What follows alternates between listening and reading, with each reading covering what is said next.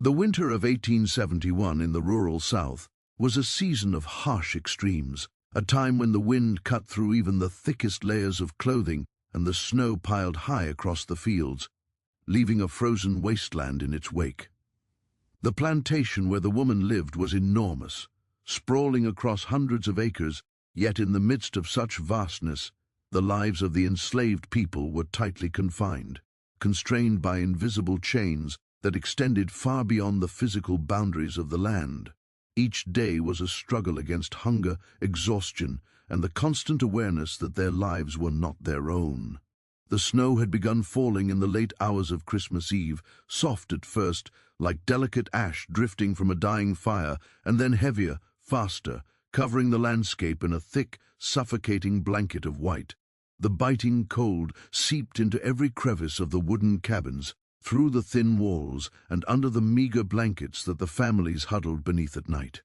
For many, it was not just discomfort, but a threat to survival, particularly for those who were already weak or sick, or, in the most precarious condition of all, women on the verge of giving birth.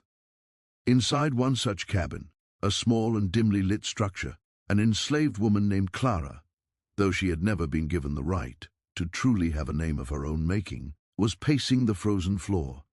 The cabin was no more than a few feet wide, constructed hastily from rough-hewn timber, its gaps crudely filled with straw and mud to keep out the wind. Smoke from the fireplace, which offered the only real source of warmth, drifted upward in weak spirals, unable to fully reach the corners of the room where shadows clung like living things. Clara's body was swollen with the child she carried, each step across the uneven floor sending a sharp pain through her hips and back. Her breathing came in shallow, uneven gasps, and she paused frequently, pressing a hand against her belly as if the pressure could somehow soothe the discomfort that grew with each passing hour. Outside, the wind howled like a living predator, rattling the walls of the cabin and making the fire's flames dance in panic.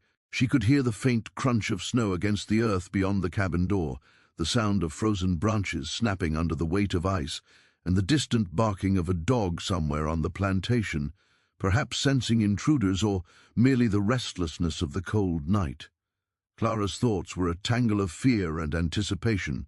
She had endured the brutalities of slavery for as long as she could remember, the endless days of labor in the fields, the harsh overseers who enforced punishment with whips and curses, the meager rations of food that barely kept her body alive. She had learned to conceal her pain, to hide bruises and cuts, to endure without complaint, for any display of weakness could bring retribution. But this night was different.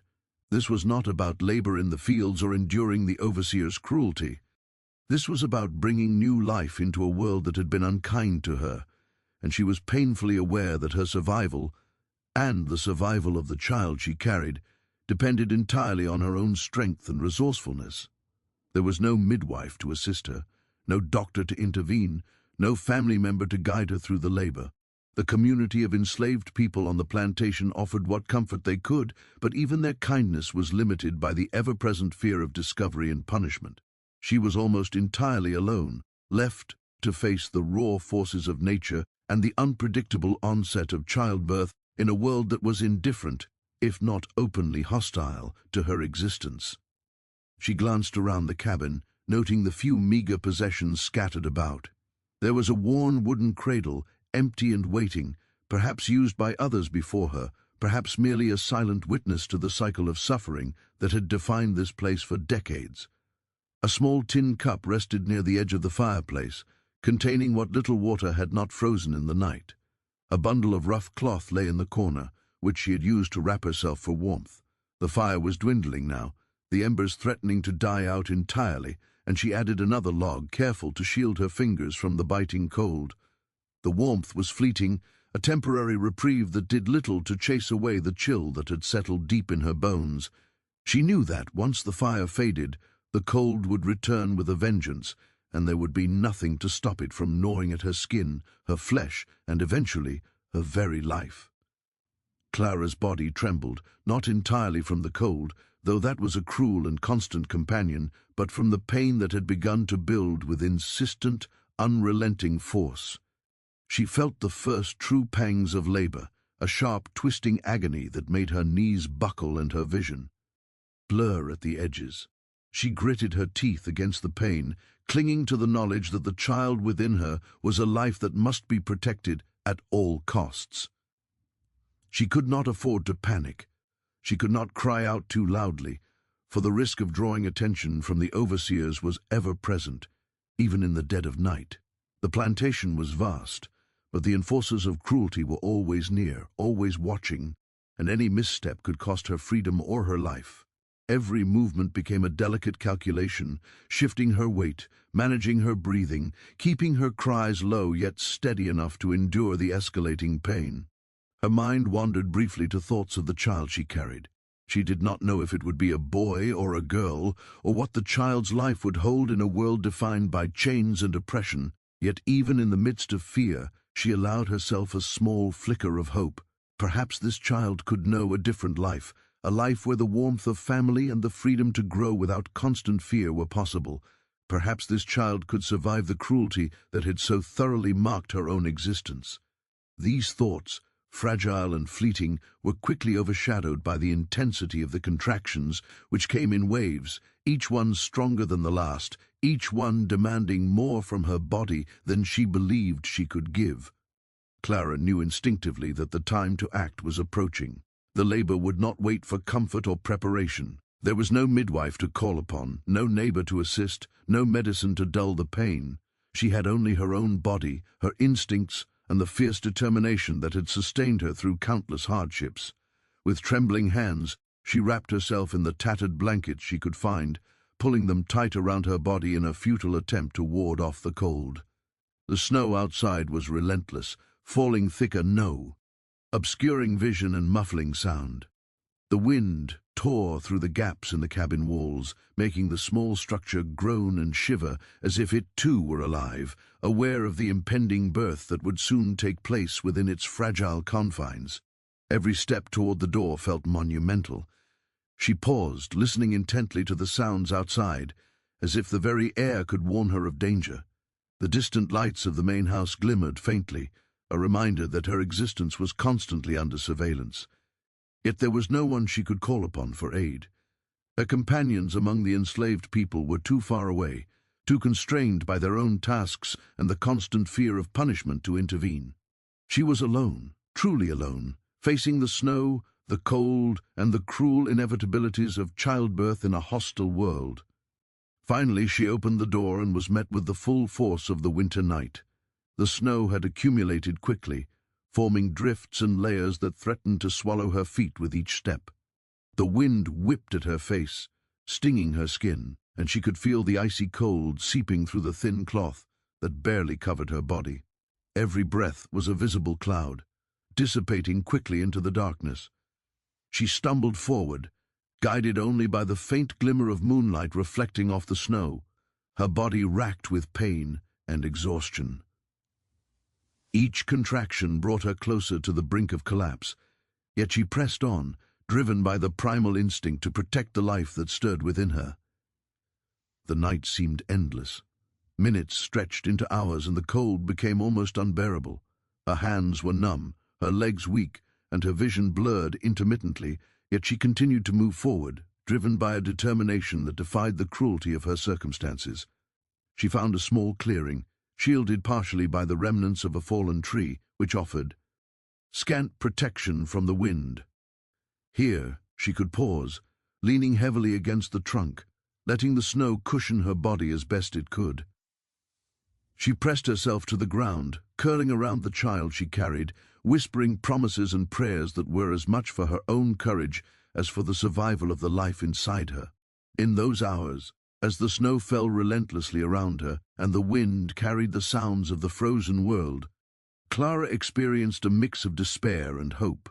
She had endured the unendurable, faced the cold and the night alone, and now she was poised on the edge of a miracle, the birth of a child who, despite the harshness of the world, might yet survive. She knew nothing of the days to come, of the dangers that awaited her and the newborn, but in this moment her focus was singular: to endure, to survive, and to bring her child into the world, no matter the cost.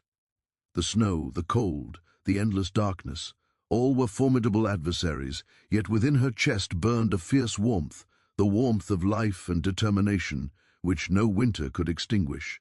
The snow had thickened to a nearly blinding white, each flake falling in lazy, relentless spirals from the darkened sky above, coating the trees, the fields, and every surface of the plantation in a suffocating layer of frost.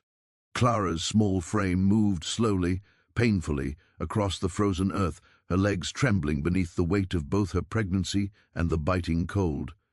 The tattered blanket around her shoulders offered little warmth, and her thin shoes were soaked and frozen, leaving her feet numb and blistered. Yet she pressed on, driven by a force older and more potent than fear. A primal instinct that demanded she deliver her child safely, away from the prying eyes and merciless cruelty of the plantation overseers. Every step was agony, her body racked with contractions that hit with increasing frequency, each one twisting her insides like a vice. The snow resisted her movement, sticking to her shoes and gathering in her hair, and the wind cut through her layers like a knife, turning the world into a frozen, merciless wilderness. As she moved forward, the memory of her life under the yoke of slavery pressed upon her, mingling with the terror and determination of the moment. She thought of the fields she had worked from dawn to dusk, the crops she had bent her back over, the calloused hands and aching muscles that had become her constant companions. She remembered the overseer's whip, the sharp sting of punishment for mistakes she could not avoid, and the relentless hunger that gnawed at her stomach, even in moments when she longed for sustenance for herself and the child she carried. Yet even in the midst of these memories, she felt a flicker of hope, tiny but persistent, that somehow, in the midst of this cruel and frozen world, her child could survive and perhaps someday know a life that was free from the chains she had endured. The darkness of the night pressed in around her, thick and unyielding. The only illumination came from the faint reflection of moonlight on the snow, casting a ghostly glow that made the world seem both beautiful and terrifying. Shadows from the skeletal branches of trees stretched across the ground, creating shapes that seemed alive, reaching for her as if to pull her down into the frozen earth. Each movement required careful calculation, for a fall could mean disaster for both her and her unborn child. Her breathing came in sharp, uneven gasps, each inhale a battle against the icy wind that clawed at her lungs, each exhale a visible cloud that vanished instantly into the night. Her heart pounded, not just from the exertion of walking, but from the knowledge that she was entering into the most dangerous and critical moments of our life. Hours seemed to stretch endlessly. The snow continued to fall, unrelenting, covering every sound except the crunch of her own feet and the distant, haunting call of a dog barking somewhere far away on the plantation. Clara paused frequently, leaning on tree trunks and gathering herself for the next surge of pain that rolled through her abdomen. She had no choice but to endure, to manage the labor in solitude, guided only by her instincts and the urgent need to reach a place where she could safely give birth. The wind carried the scent of frozen earth, of wood smoke from distant cabins, and of the livestock kept for the plantation owners, mingling into a sharp, almost metallic aroma that made her head swim. Every inhalation was a reminder of the cold, every exhalation a small victory against the elements that sought to claim her life. In her mind, she imagined what the child might look like. Would it have her eyes, dark and observant, or perhaps the lighter features of her mother's long-lost family, whose names had been stolen and forgotten in the endless shuffle of sales and separation? Would it be strong, resilient, capable of surviving the harsh realities of this world? The thought of the child's future gave her fleeting courage, a small flame in the overwhelming darkness of her circumstances. Yet the reality of her isolation and the unforgiving winter could not be ignored. She had no shelter beyond the open expanse, no midwife, no one to guide her through the dangerous process she was about to endure. She was utterly alone, yet paradoxically she felt the presence of her child within her as a companion, a reminder that life could persist even in the harshest conditions. As the night deepened, the landscape around her became a near impenetrable maze of white, snow-laden branches hung low, some breaking under the weight and snapping with sharp, sudden crack. Cays that startled her, each sound echoing through the night like a gunshot. She stumbled several times, catching herself just in time to avoid falling into hidden drifts or patches of ice that could snap an ankle or worse. Her blanket had begun to tear in places, worn thin from hours of labor and movement, offering little protection against the penetrating cold. The wind seemed almost sentient, gusting in sudden bursts that threatened to knock her off balance, to push her down into the snow, to crush the fragile life growing inside her. Yet she forced herself forward step by step, her mind narrowing to a singular focus: survival and the birth of her child. Eventually she found a small hollow in the forest, a depression in the land partially shielded by the remains of a fallen tree. It was not much, but it offered some reprieve from the relentless wind, a tiny pocket where she could attempt to endure the final stages of labor. She sank to the snow-covered ground, wrapping herself as best she could in the tattered blankets, pressing her body into the earth in search of warmth. Each contraction came faster now, more intense, forcing tears from her eyes and leaving her gasping for breath. The pain was overwhelming, consuming her entire being, yet beneath it burned a fierce determination, a knowledge that surrender was not an option. She had survived countless horrors, and she would survive this as well, for the child's life depended upon it. Time lost meaning. Minutes, hours, the rhythm of pain, snow, and wind blended into a singular experience of endurance. She whispered to her unborn child, offering words of comfort, promises she hoped to keep, prayers she hoped would be answered. She called upon memories of her ancestors, stories of resilience and survival passed down in hushed tones, hoping that the strength of those who had come before would guide her through this. She felt the snow beneath her soaking through her clothing, chilling her to the bone. Yet she clung to the fragments of warmth offered by her own body, pressing her belly to try to shield the child from the worst of the cold. Every sense was heightened. She felt the sharp pain in her back and abdomen, the sting of ice on her cheeks and hands, the rhythmic ache in her legs from exhaustion and exposure. She smelled the faint scent of pine and frozen earth, heard the soft hiss of wind through branches, and saw the distorted shapes of snowdrifts that seemed to shift and move with the night. Her mind oscillated between panic and resolve, terror and hope, as she prepared for the culmination of her ordeal, the birth itself. She knew that in any other circumstance she might have been able to summon help, to call for someone to guide her, to ease her suffering, but here, in this hollow, with the snow pressing down and the wind howling like a predator, she was alone. And yet, even in the depth of that solitude, she felt a strange sense of connection to the earth, to the child, to the generations of women who had endured the unimaginable before her. She pressed herself against the fallen tree, using it as a brace, a support against the relentless waves of pain. She took shallow, trembling breaths, focusing on controlling them as best she could, trying to manage the contractions that seemed to come without mercy. Every surge of pain brought her closer to collapse, yet she endured, her body and mind locked in a desperate struggle for survival. She allowed herself brief moments of reflection, thinking of the life she wanted for the child, imagining a future beyond the plantation, a life unbound by chains and cruelty. These thoughts, though fleeting, sustained her, offering a fragile thread of hope in the midst of the frozen night. Hours passed in this agonizing limbo. He cold penetrated her very bones, leaving her shivering uncontrollably, yet she refused to yield.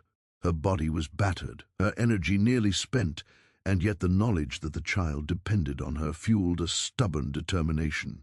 She shifted positions, pressing herself against the ground, wriggling to find comfort where none existed, whispering encouragements and prayers.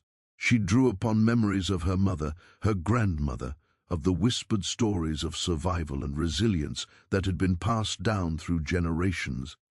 These ancestral voices, faint yet insistent, seemed to echo in her mind, lending her strength when she had none left to give. Finally, as the first light of dawn began to edge over the horizon, painting the snow in hues of pale gold and muted blue, Clara felt the most intense surge yet. She cried out softly, muffling her voice against the tattered blanket, as her body braced itself for the climax of labor. The world seemed to hold its breath with her, the snowflakes pausing mid-air, the wind momentarily stilled, as if the frozen landscape itself recognized the gravity of the moment. She gritted her teeth, clenching the earth beneath her, focusing on the life that was about to emerge, channeling every ounce of strength and willpower she possessed. And then, amidst the snow and cold and isolation, the sound came, a cry, faint but unmistakable, piercing the quiet of the frozen forest. Clara's heart leapt, tears streaming down her frostbitten cheeks as she cradled the newborn against her chest. The child was alive, fragile but breathing, a tiny miracle born into a world defined by cruelty and hardship. The initial relief was almost overwhelming, but Clara's instincts kicked in immediately, reminding her that the danger was far from over. The baby was cold, too weak to regulate its own body temperature, and they were still exposed to the elements. She pressed the child close, sharing what warmth she had, wrapping it in her tattered blankets as best she could, and whispered words of comfort, promises of survival, and a fervent prayer that they would make it through the long hours ahead. It was in that moment, in the midst of snow, wind, and the remnants of the night, that Clara noticed something unexpected lying near the newborn. A small bundle, carefully wrapped, as if placed there by unseen hands, contained scraps of food, a bit of cloth, and a note. The note's words were written in a careful, deliberate hand, warning her of dangers yet offering guidance and reassurance. She had no time to dwell on the mystery of who might have left it. Survival demanded action. But even amidst exhaustion, cold, and uncertainty, she felt a surge of hope, a reminder that even in the darkest, most merciless circumstances, acts of humanity could intervene, offering the faintest spark of light. The moment arrived with a force that Clara could not have anticipated, though she had felt it building for hours, a relentless crescendo of pain, fear, and determination. The contractions intensified, each one a sharp, twisting torment that stole her breath and left her trembling on the frozen ground. She pressed herself against the fallen tree, wrapping her tattered blanket as tightly as possible around both herself and the child growing within, seeking warmth in the only way she could. The snow beneath her seemed to harden, icy and unyielding, yet she dug her fingers into it, using the frozen earth as an anchor to steady herself against the surging waves of pain. Her body shook uncontrollably, not just from the cold, but from the intensity of the labor that was about to bring life into a world so cruelly indifferent. Every instinct in her being screamed to surrender, to collapse into the embrace of the snow and let the night claim her, yet she refused. She could not. The life within her depended entirely on her endurance, her courage, and her resolve. Time lost all meaning in those moments.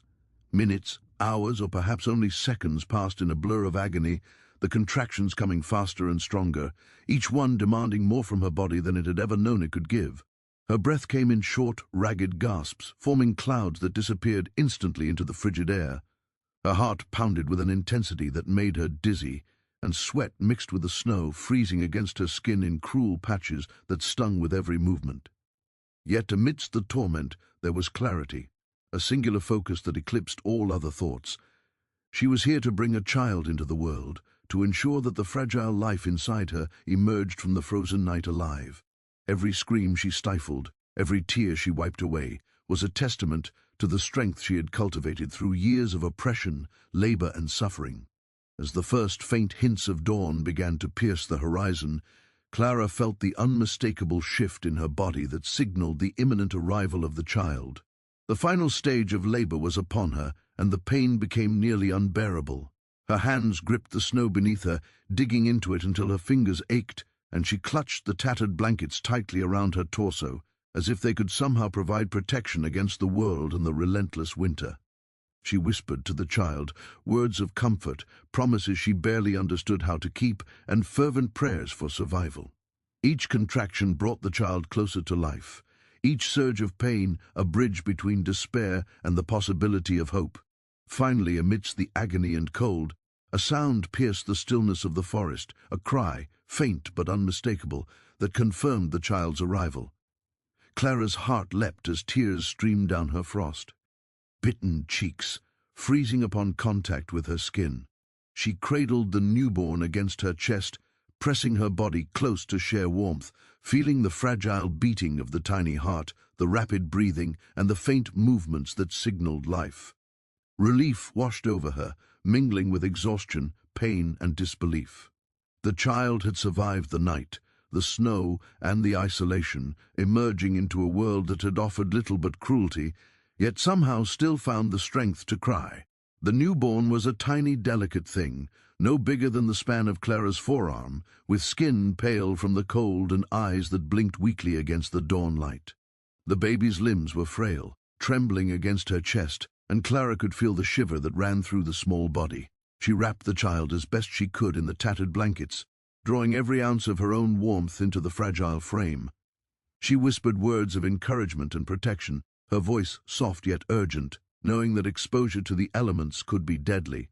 Each breath she took was shallow, conscious, measured, as if the survival of 2 lives depended entirely on her control over her own body.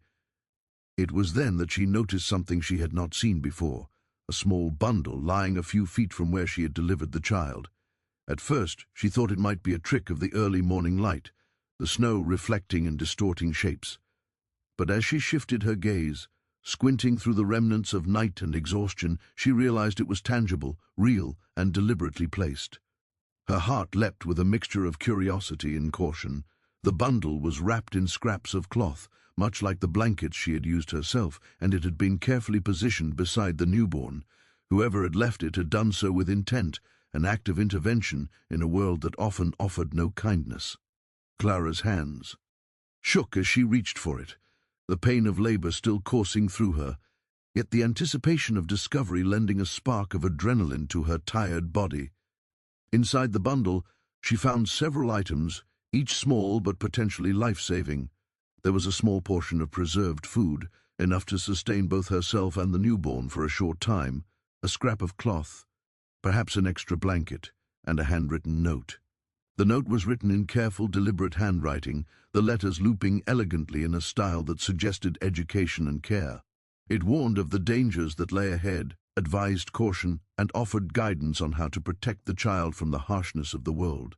The words were clear yet cryptic, filled with both caution and hope, as if the writer had anticipated the risks, but also recognized the resilience required to survive them.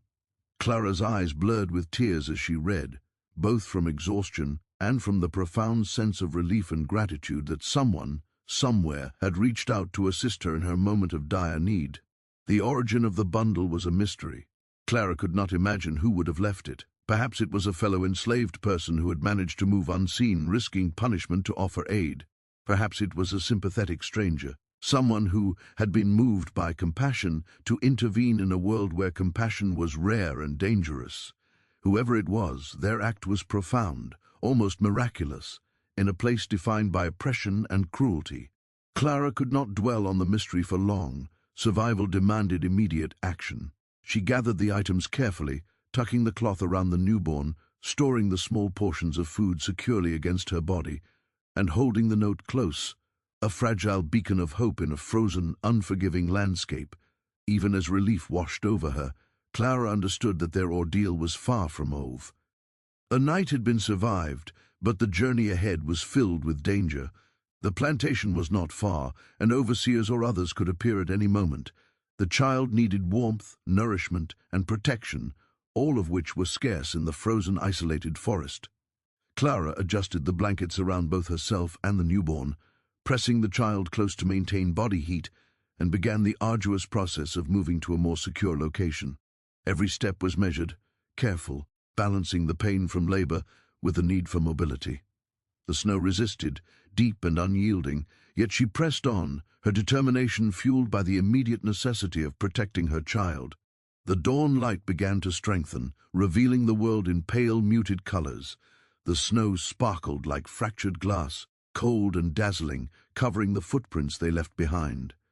Clara glanced at the horizon, scanning for signs of danger or potential shelter. She remembered a small, abandoned cabin she had passed earlier in the forest, a place that might offer refuge, however temporary. The thought of reaching it lent her strength, a tangible goal amidst the uncertainty. Step by step she moved forward, the child secure against her chest, the wind still biting but less intimidating in the growing light. Every sound seemed magnified in the quiet of the morning. The soft creak of branches, the distant cry of birds, the faint rustle of snow against her clothing, all drew her attention, sharpening her senses. Her mind remained focused, alternating between protecting the newborn, managing her own exhaustion, and navigating the treacherous terrain. Occasionally she paused, catching her breath, adjusting the blankets, and murmuring soothing words to the baby. Each pause was a delicate balance between survival and vulnerability, for she knew that lingering too long could invite danger, yet pressing forward too quickly could imperil them both. The baby's breathing remained steady but weak, and Clara adjusted her hold, pressing the child closer to her chest to maintain warmth.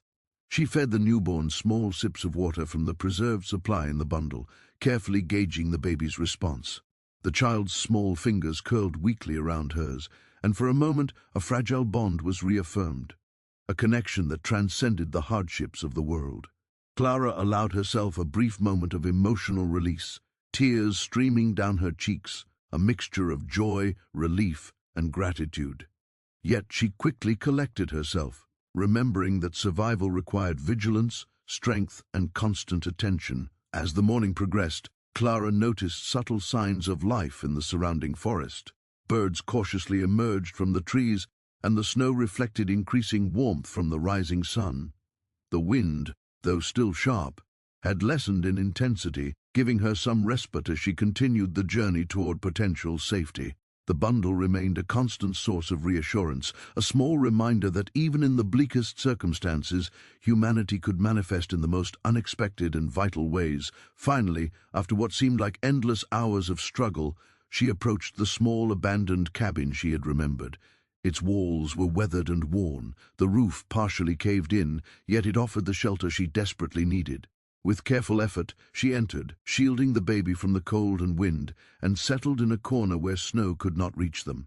She placed the newborn on the scraps of cloth from the bundle, pressing close to provide warmth, and allowed herself to rest briefly. The ordeal of the night and morning had left her utterly exhausted, yet the survival of her child provided a sense of accomplishment and hope that transcended physical pain.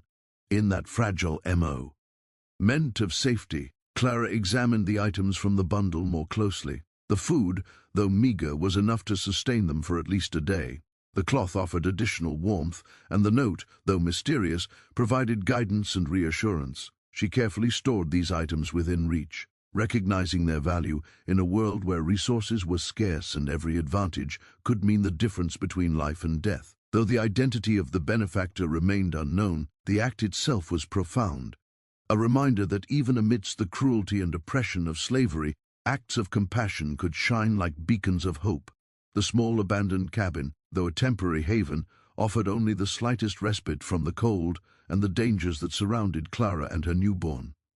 The roof sagged in places, and the walls were thin, allowing drafts to creep in, but it was shelter nonetheless. She huddled in a corner, pressing the infant close, feeling the fragile warmth that remained from their brief journey through the snow. The bundle she had discovered the night before was beside her, carefully wrapped, its contents offering sustenance, warmth, and guidance. The food, though scant, could sustain them for a short time, the cloth could protect them from the worst of the elements, and the note, cryptic yet deliberate, hinted at both the dangers ahead and the way to navigate them. The handwriting was careful, elegant, suggesting someone who had thought through the risks of leaving such items for an unknown mother in the dead of night. Clara could only wonder who had left this for them, a fellow enslaved person, a sympathetic neighbor, or perhaps a stranger who had glimpsed their struggle and acted in secrecy. The answer was impossible to know, and for now it did not matter. Survival demanded action, not speculation. The infant stirred weakly, a small hand curling around her finger, and Clara felt an overwhelming surge of protectiveness. Every decision she made now carried a weight she had never felt before. She was no longer acting solely for herself. The life of this tiny, delicate creature depended entirely on her courage, cunning, and endurance.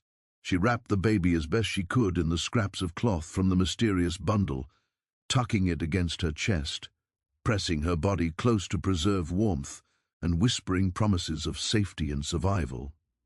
The sound of her voice, soft and trembling, seemed to reassure both her and the child, though neither had much energy to spare. She knew that staying in the cabin for long was dangerous. The plantation was not far, and overseers or other individuals could appear at any moment. The forest, though silent now, offered no guarantees of safety. Any noise, any movement could betray their presence. She also understood that she could not remain immobile for long. The child needed nourishment and warmth, and they could not survive extended exposure to the cold, no matter how well she held it. Clara's mind raced, weighing every possible scenario, calculating routes of escape, potential hazards, and the faintest glimmers of hope that might guide them to safety. After a brief rest, she rose cautiously, pressing the infant close, feeling the tiny heartbeat against her chest. The child's skin was pale, yet its breathing, though weak, was steady. Every step she took outside the cabin would be fraught with danger, but the risk of remaining in place was greater. She had to move, had to find more secure shelter, had to navigate the frozen, treacherous forest without drawing attention. With the bundle carefully secured against her body, she stepped back into the snow, the wind biting at her face, every flake a reminder of the peril she faced. The world beyond the cabin seemed transformed by the DA. Snow stretched endlessly in all directions, glittering under the growing light, concealing treacherous drifts, frozen puddles and hidden obstacles. Clara moved slowly, each step deliberate, balancing the weight of the newborn, the precious bundle and her own exhaustion. The snow resisted her movements, clinging to her clothes and freezing her shoes solid. Her body trembled, but she forced herself onward, every motion a testament to resilience and determination. She whispered continuously to the infant, words of comfort, of promise, of hope, though she was uncertain whether they could understand. The act itself grounded her, providing a small measure of control over an otherwise uncontrollable situation.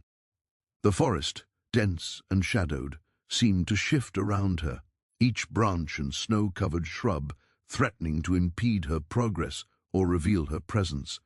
Clara navigated carefully, avoiding noisy debris, listening intently to the faintest sounds that might indicate pursuit. Every step reminded her of the fragility of their situation. One misstep could result in disaster. The newborn, sensing her tension, occasionally let out a weak cry, which she immediately muffled against her chest, terrified that sound might carry farther than she intended. The wilderness offered little mercy, and she understood that vigilance would be their most crucial ally in the hours to come. As she progressed through the forest, she recalled the note left with the bundle. Its guidance was vague yet pointed, warning her of specific dangers, suggesting a route that would reduce exposure to the plantation's watchful eyes. Though she could not know for certain whether following the advice would guarantee safety, she understood that it was far wiser than attempting to navigate blindly. She memorized each detail, committing the guidance to memory, and adjusted her movements accordingly, step. Ping lightly through the snow, using the natural cover of trees and terrain to shield herself and the newborn. Hours passed, each moment a delicate balance of urgency and caution. The newborn's tiny body required constant warmth, yet her own exhaustion made every step agonizing. Her muscles ached from labor, her hands and feet were numb from cold, and yet she could not pause for long. Survival demanded endurance, and she drew upon reserves of strength she had not realized she possessed. Memories of her mother, of other women in her community who had endured the unimaginable, filled her with resolve. She thought of their resilience, their courage, and imagined that they were guiding her steps, lending her strength in the form of ancestral energy that transcended the cold and the fear. Occasionally, she glimpsed signs of other life in the forest, birds cautiously emerging from shelter, the distant clatter of animals moving through the underbrush. These were small reassurances, yet they also reminded her of the precariousness of her situation. Any movement could betray them. Predators, human or animal, were a constant threat. Clara adjusted her grip on the newborn, pressing the child closer, using her body as a shield against the elements and any unseen danger. She whispered continuously, a soft mantra of survival, repeating promises to herself as much as to the child. The landscape changed gradually as she moved further from the cabin. Snow gave way to patches of ice and frozen earth. Tree cover thinned, and the wind became more pronounced. She pressed on, carefully planning each step, calculating distances and potential hazards, yet aware that time was against her.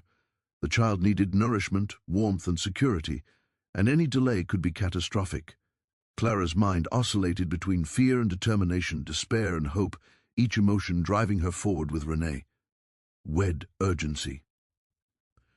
As the day progressed, the sun climbed higher, casting a pale light over the snow-covered landscape. Clara found herself navigating small streams partially frozen, their surfaces slick and treacherous. Each crossing required precision and caution.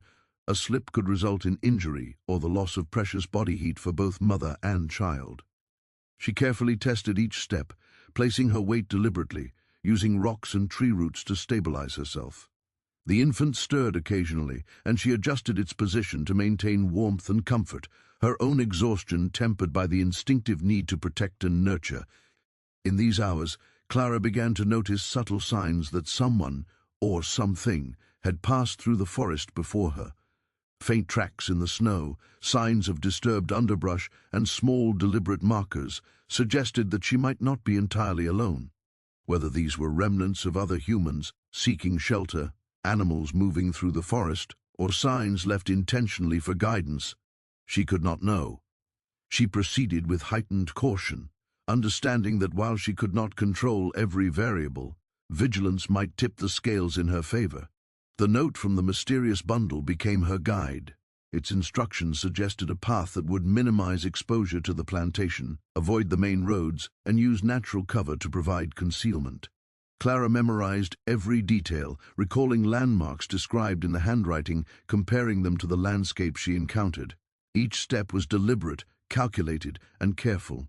The child's safety depended entirely on her ability to navigate not just the physical terrain, but the social dangers that could appear at any moment. Even as her exhaustion mounted, Clara's mind remained alert, scanning the forest for threats, listening for sounds of pursuit, and adjusting her course as necessary. The snow, relentless and deep, slowed her progress, but she moved forward steadily, aware that any hesitation could be fatal. The newborn, though fragile, remained alive, and each breath it took reinforced her determination to continue, to endure, and to survive.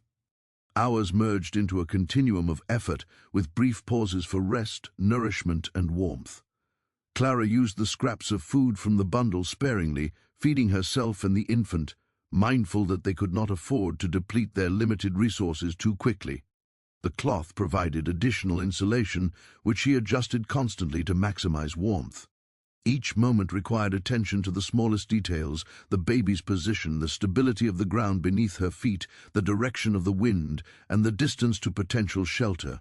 Finally, as the afternoon approached, Clara spotted a structure partially hidden among the trees, a small, weathered shack that appeared abandoned. Its walls were thin, but the roof offered more coverage than the temporary cabin she had left behind. Relief surged through her, tempered by caution, as she approached carefully, testing the snow and ice for stability. The shack would provide a temporary haven, a place to rest and regain strength, yet she knew that even within its walls, vigilance was necessary. The world beyond the plantation remained hostile, and any lapse in attention could be disastrous. Upon entering the shack, Clara assessed her surroundings. The floor was uneven, patches of snow and ice still clinging to the interior, but it was far better than the open expanse outside. She placed the newborn carefully on a makeshift bed of cloth and tattered blankets, pressing close to share warmth. She adjusted the bundle nearby, ensuring that the food and note remained accessible, and allowed herself a brief moment of respite. Her body ached, her muscles were exhausted, and her mind teetered on the edge of collapse, yet she was alive, and so was the child. This fragile victory, hard-won and tentative, provided a sense of hope that had seemed impossible only hours before. The shack offered temporary shelter, but Clara understood that safety was fragile and fleeting. She and the newborn could not remain there indefinitely. Outside, the snow continued to blanket the landscape, the wind biting through the trees and the cold seeping into every crevice. The fragile warmth she generated by pressing the baby to her chest was insufficient for long-term survival. She had managed to endure the night and navigate treacherous terrain, but she knew the most dangerous moments were yet to come. Every instinct within her screamed caution, and every sense was heightened as she surveyed the room, noting the thin walls, the gaps in the roof, and the frozen floor. The shack would provide shelter long enough for her to rest, feed, and regain some strength, but it was not a haven. Clara pressed herself against the baby, wrapping tightly in the cloth from the mysterious bundle, feeling the warmth of its small body as a lifeline. The child stirred slightly, weak but alive, and she whispered soft words of reassurance, a mantra of survival that she repeated over and over. In her exhaustion, Clara allowed herself to reflect briefly on the night that had passed, the snow, the cold, the labor, the relentless struggle, and the miraculous survival of her child. It was a moment of profound gratitude, though it was tempered by the knowledge that survival required vigilance, resourcefulness, and constant action. She fed the baby a small portion of the preserved food from the bundle, watching carefully for signs of distress or weakness. Every movement had to be deliberate, calculated, and gentle. Even the smallest mistake could have fatal consequences. The morning light filtered through the gaps in the shack, casting long, pale shadows across the interior. Clara rested as best she could, her body still reeling from the labor and the arduous journey through snow and ice. The baby slept fitfully, its fragile body trembling in response to the cold and exhaustion. Clara pressed herself close, sharing warmth, and allowed herself a few moments to gather her own strength. She knew she could not linger here for long. The plantation's overseers could discover her at any time, and the forest offered little cover against those who might pursue them. Survival demanded movement, vigilance, and cleverness, and she drew upon every ounce of resilience she had cultivated over years of suffering. Her thoughts returned to the mysterious bundle, the note, and the scraps of food and cloth. Whoever had left these items had risked much to intervene in her life, offering guidance, sustenance, and warmth in a world that often denied even the most basic necessities. She could not dwell on the identity of this benefactor, nor could she afford gratitude that distracted her from the immediate task of survival. Yet their presence offered a small glimmer of hope, a reminder that even in the harshest, most cruel circumstances, human kindness could manifest in the most unexpected ways. Clara adjusted the baby and blankets, securing everything as best she could, and prepared to continue her journey, knowing that each step could determine their fate. As she stepped back into the snow, the wind seemed sharper, the forest more ominous, as if it were testing her resolve. Every step required careful consideration. The uneven terrain, hidden drifts, and icy patches threatened to undo all she had endured. Yet she pressed forward, driven by the primal instinct to protect her child at any cost. The journey demanded not only physical endurance, but also mental fortitude. Her mind constantly calculated risk, mapping potential routes, anticipating dangers, and recalling the directions suggested in the note. She moved slowly, deliberately, balancing the fragile weight of the newborn, the bundle of supplies, and the exhaustion that tugged relentlessly at her body. Hours passed as she navigated the frozen forest, her eyes scanning for signs of danger, her ears alert to every sound. Occasionally, distant voices or the snap of branches would make her freeze, heart pounding, as she weighed the risks of movement versus concealment. The child stirred occasionally, weakly crying, and she soothed it gently, pressing it closer to her chest. Each sound they made was a potential threat, yet she could not ignore the needs of the newborn. She adjusted her pace, alternating between rapid movement to cover distance and slow, cautious steps to avoid detection.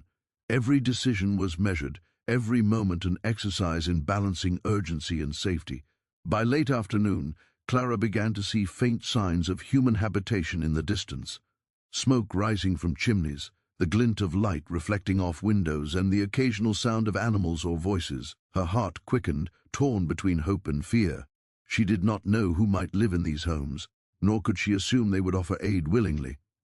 Yet the presence of signs of life suggested the possibility of refuge, and she knew that she could not continue indefinitely in the forest. The child's survival depended on reaching a safe haven, and the forest alone could not provide it. She pressed forward, using every skill she had acquired through years of survival, instinct, and careful observation. Clara's first approach to a distant farmhouse was tentative. She observed the layout from behind a stand of trees, noting the position of windows, doors, and the movement of people outside. The occupants appeared engaged in daily routines, unaware of her presence, and she considered the risks and potential benefits of revealing herself. She had no choice but to find someone willing to help, yet she knew that trust was a dangerous gamble. She took a deep breath, pressing the baby close, and carefully approached the building, minimizing noise and avoiding detection as best she could.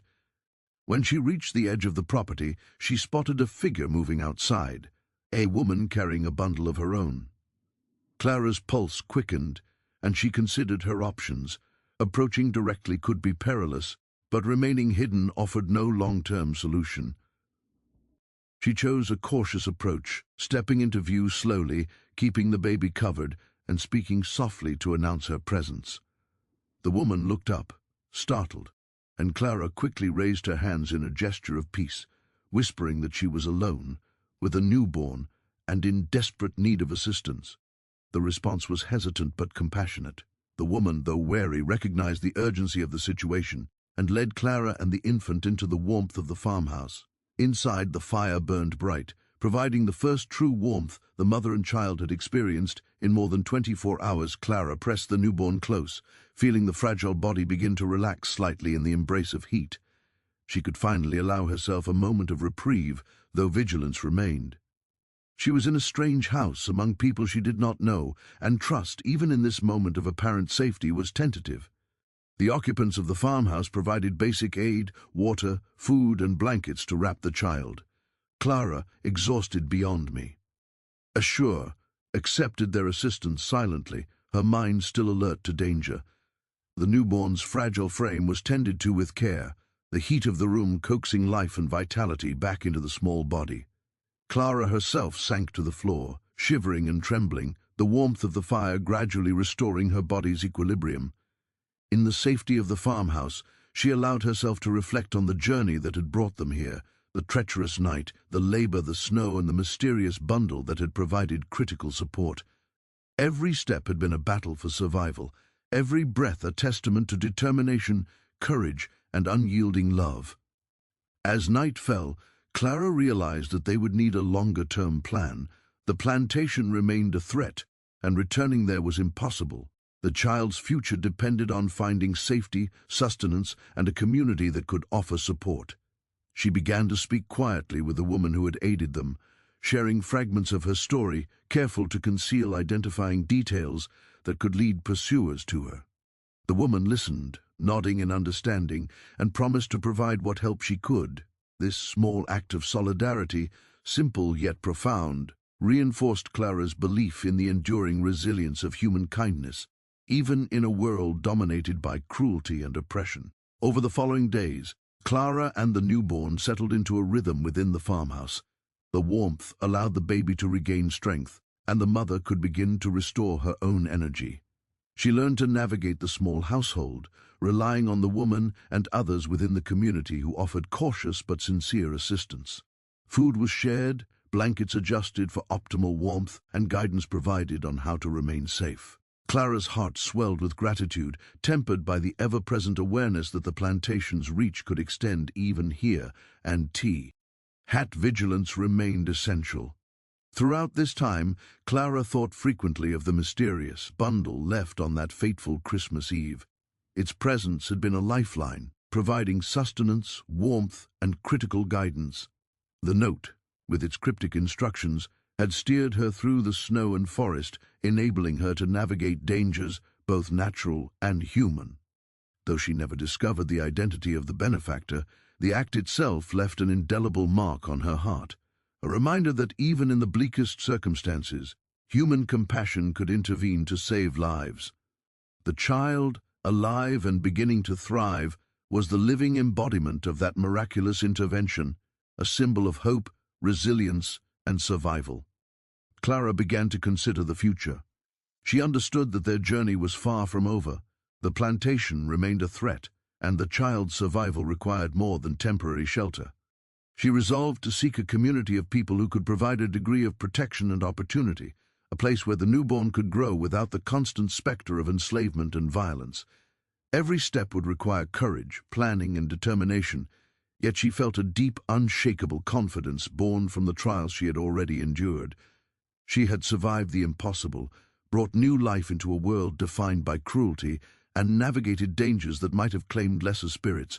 Word of their survival, shared quietly and cautiously, began to spread within networks of those sympathetic to the plight of enslaved people. The story of Clara and her newborn became one of whispered legend, a tale of courage, endurance, and the mysterious kindness that had appeared on the coldest night of the year. Those who heard it recognized the bravery required to navigate such peril and the extraordinary resilience of a mother determined to protect her child. The miraculous survey. Val, aided by an unseen benefactor, became part of the oral history, a symbol of hope for others living under oppression and a testament to the enduring strength of the human spirit. As the weeks passed, Clara and her child gradually settled into a more stable routine. The warmth of the farmhouse, the care provided by the woman and others in the community, and the gradual recovery of her strength allowed her to reflect on the journey from birth to survival. Each day was still filled with challenges. The cold remained, resources were limited, and the risk of discovery loomed. But the bond between mother and child, strengthened by the shared struggle, provided a foundation for hope. Clara understood that their lives were fragile yet resilient, shaped by courage, determination, and the mysterious intervention that had allowed them to endure the harshest night of all. The child, growing stronger with each passing day, became a living reminder of the miraculous Christmas Eve in 1871. The newborn's survival was a triumph of endurance, a testament to the power of maternal love, and a symbol of the possibilities that could emerge even in the darkest circumstances. Clara's vigilance never wavered, and she remained ever mindful of the dangers that surrounded them. Yet she also allowed herself to embrace moments of joy and relief, small victories in a world that had so often denied them. The bond between mother and child became unbreakable, forged in snow, pain, and love, and strengthened by the unwavering determination to survive. In time, Clara's story and that of her child became part of the oral history of the surrounding communities. It was recounted not just as a tale of hardship, but as a narrative of hope, resilience, and the enduring power of human compassion. The mysterious benefactor, though never identified, became a figure of legend, a symbol of the small courage. Ours acts that could alter the course of lives and provide the spark of hope in a world dominated by oppression. Clara's endurance, the child's survival, and the guidance provided by the bundle all coalesced into a story that inspired, instructed, and reminded those who heard it of the extraordinary lengths to which humans could go to preserve life and hope. That Christmas Eve, frozen in time, became more than a date marked by the harshness of winter. It became a symbol of the strength of the human spirit, the miracle of survival against overwhelming odds, and the mysterious ways in which kindness and courage could intervene in lives otherwise defined by suffering. Clara and her child emerged not only alive, but imbued with a legacy of resilience and hope, a living testament to the possibility of life and survival in even the most unforgiving conditions. Their story, passed down in whispers and retellings, would endure for generations, a reminder that even in the harshest winters, the warmth of courage, love, and human compassion could create miracles.